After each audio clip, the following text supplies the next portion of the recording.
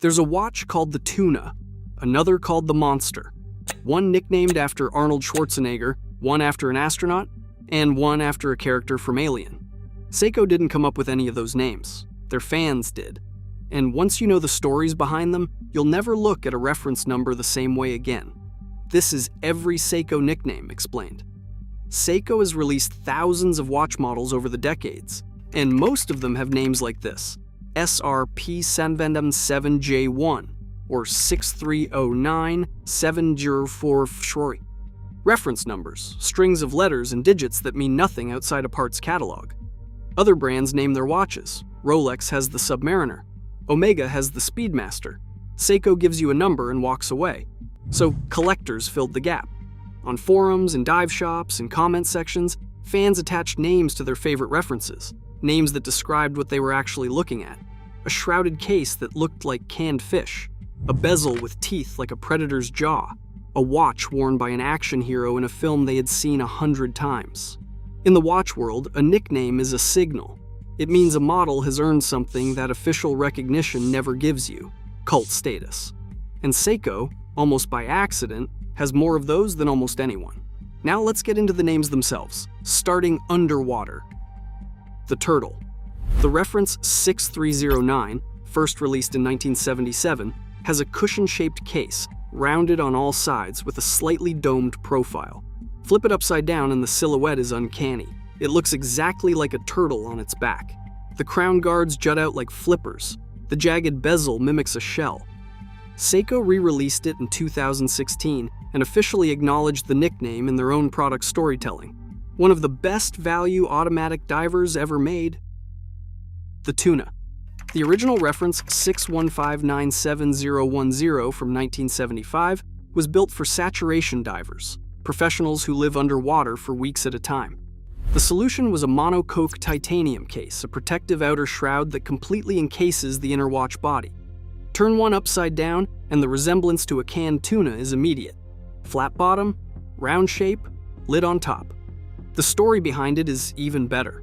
A professional diver wrote directly to Seiko, saying their existing models were not good enough for saturation work. 7 years of research and development later, the Tuna existed. The family has since expanded: Baby Tuna, Emperor Tuna, and the fan favorite Darth Tuna. The Monster. The Monster earns its name from the bezel. Those deeply cut, irregular depressions look like teeth, wide, aggressive, slightly uneven. The SKX 779 launched around 2000 and immediately read as something more feral than the competition. It came in colors, including an iconic deep orange, and became a genuine rite of passage. If you were getting into Seiko, the Monster was usually where you started. Beyond those three, the ocean metaphors keep going. The SNZF series earned the sea urchin name from its long radial minute markers fanning out like spines. SKZ28X became the starfish because its protruding case profile, viewed from above, forms an almost five-pointed shape. The ocean did most of the creative work. From the water, we move to the dojo, the samurai. The samurai gets its name from angles, sharp, faceted case sides, sword-shaped hands, lugs that look sliced rather than cast. The aesthetic evokes the precision and minimalism of a katana. And Seiko's own designers describe the edges as sliced, which says everything. It now lives permanently in the Prospects lineup under that identity. The Sumo. Released in 2007, the Sumo's nickname comes from presence. The case is wide and rounded, the lugs are thick, and the overall silhouette suggests mass, the build of a sumo wrestler stepping into the ring. Some collectors point to the 12 o'clock marker, which loosely resembles a mawashi, the belt worn in competition. Whether that is the origin or a happy coincidence, the name stuck, and Seiko embraced it. The Shogun. The Shogun is the samurai's titanium cousin. Where the samurai leans into blade-like sharpness, the Shogun's angular lugs and high-contrast indices suggest armor. The titanium construction keeps it deceptively light, which only makes it feel more commanding. A Shogun led through force and precision. So does this watch. Now, for the segment most people come here for, the watches that made it onto screen. The Pogue. In November 1973, astronaut William Pogue boarded Skylab 4 with his personal Seiko 6139 chronograph. It became one of the first automatic chronographs ever worn in space, and he had not been officially cleared to bring it. Collectors discovered the story decades later and named the reference after him. The Pogue is now one of the most sought-after vintage Seiko references, not because of what it looks like, because of where it went. The Arnie. The H5585009 is a hybrid analog-digital dive watch with a bold instrument panel face, functional and slightly aggressive. Arnold Schwarzenegger wore it in Commando and Predator, and he kept wearing it off-screen. He was not paid to wear it, he just liked it. When collectors noticed, the nickname followed. Seiko reissued the Arnie in recent years specifically because the demand never went away. The Willard.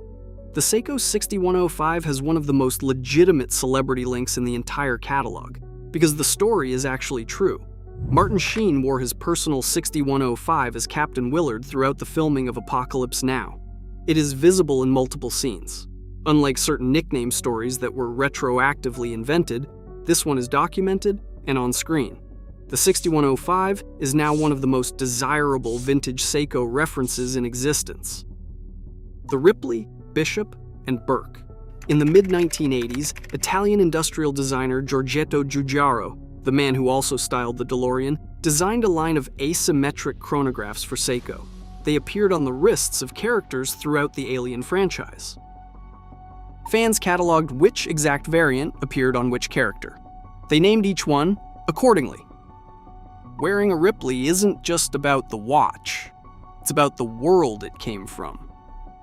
The Ghostbusters and Doc Brown.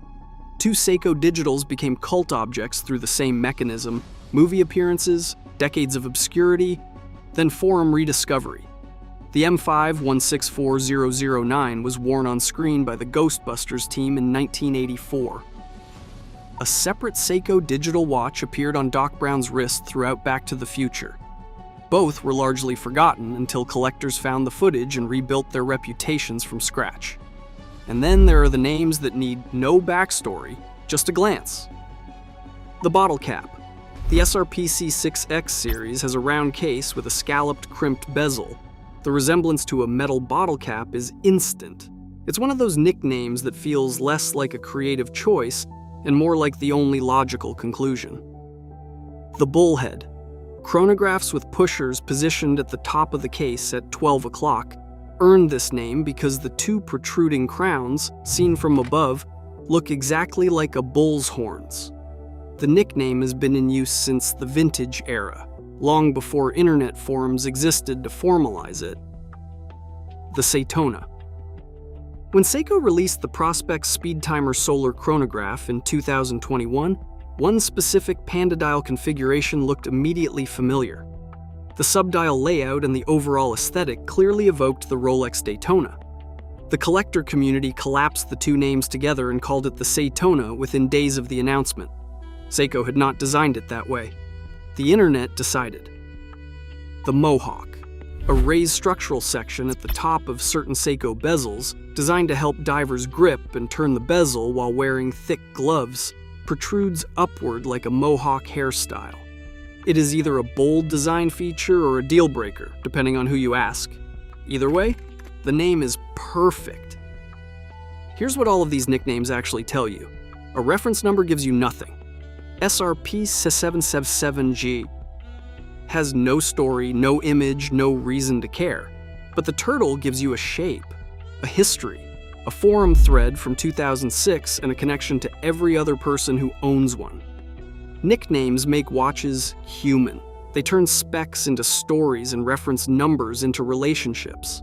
Seiko's own design team has acknowledged this, noting that the nicknames give them a fascinating window into how the outside world interprets their work, sometimes in ways the original designers never anticipated. There's something remarkable about a brand that releases watches with no names, built to functional briefs and rated to specific depths, and then watches as the people who buy them transform those objects into characters. The Tuna became a legend. The Willard became a story. The Arnie became cinema history you can wear on your wrist. That's what a nickname does. It makes a watch worth remembering. From the ocean floor to outer space, Every Seiko nickname is a story the fans wrote themselves. Like and subscribe for more.